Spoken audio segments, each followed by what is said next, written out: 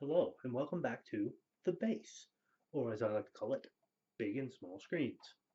So, today we're going to be talking about a Keanu Reeves movie. Now, I know, I know, Keanu Reeves has not had the best track record when it comes to movies.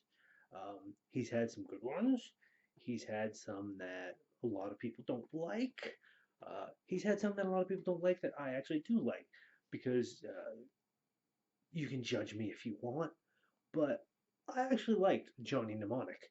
I thought it was really cool. But this week I'm talking about John Wick.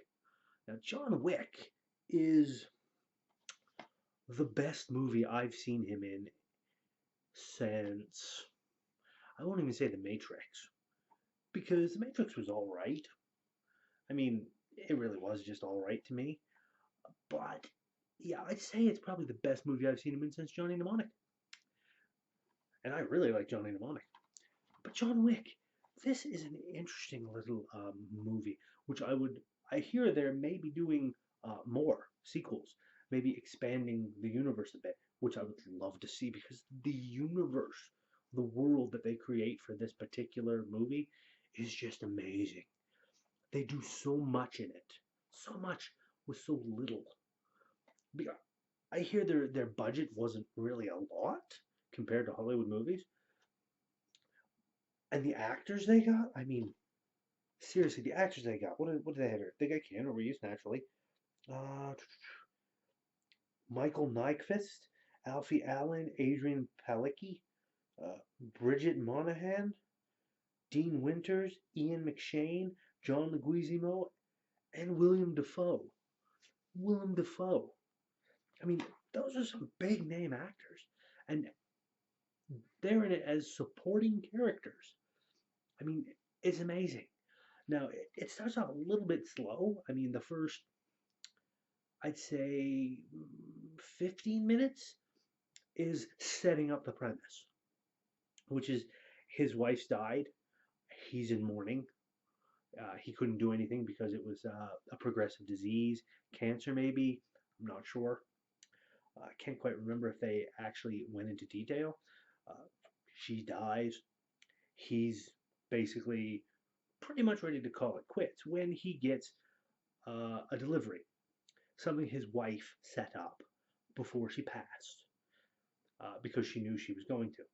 She sends him a puppy because, as she puts it in her little note, she knows he's going to need somebody there. So this little puppy, it's an adorable little puppy, and he ends up getting some food. He ends up actually starting to like the puppy. I mean, it's only like a couple of days. So this all happens just as he's, okay, I'm going to start to heal. I don't feel like I want to go out and do something stupid. So he's starting to heal when this kid of this mobster dude uh, takes a liking to his car, tracks him down, beats him up, steals his car, and kills his dog, kills the little puppy. I know. Not a movie for children, really. I mean, it's only 14A here in Canada. I don't know what that would be down in the States, but still. So this happens. And that's when he decides, John Wick decides, "Oh, yeah, I'm gonna take this guy out and pretty much everybody that he's connected to." So he goes on a rampage, going through mobster goons and mooks left, right, and center, aiming to get the kid, kill the kid, go after his father, who you find out over the course of the movie that this guy used to work for.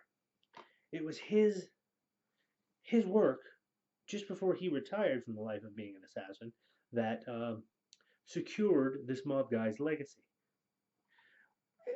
And it's interesting. There's a lot of other things in it, like the underground under the criminal underworld that exists. There's a hotel called the Continental, wonderfully opulent little place.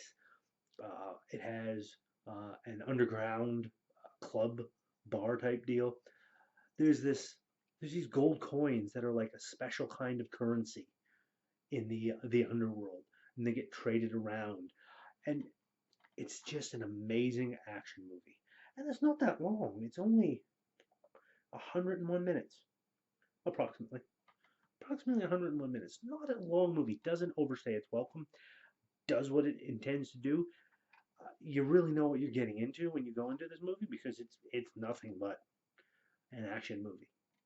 But even though it is nothing but an action movie, there's still that story. It's not high cinema or anything like that. It's not what I would call the story isn't it's not Shakespeare level. It's not War and Peace. It's not anything deep like that. But there's a solid story there. A solid story of healing and redemption and basically, coming back from grief, mourning. All that is interwoven in the story. The characters are well acted, well written. I mean, there's little nuances here and there that didn't need to be put in, but they put it in anyways. So yes, I would highly recommend. If you haven't seen this movie, if you haven't seen John Wick, go see John Wick. Go find it. Rent it if you've got a red box somewhere. Uh, I don't think they're streaming it yet. You can probably find it on DVD fairly cheap. Check it out. Really, check it out.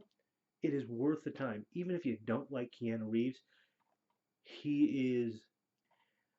There might be one bit where he is trying to do rage in it, but one of the people that I've talked to about this movie said that kind of dampened his spirits a little bit because it didn't come off as exactly on the ball.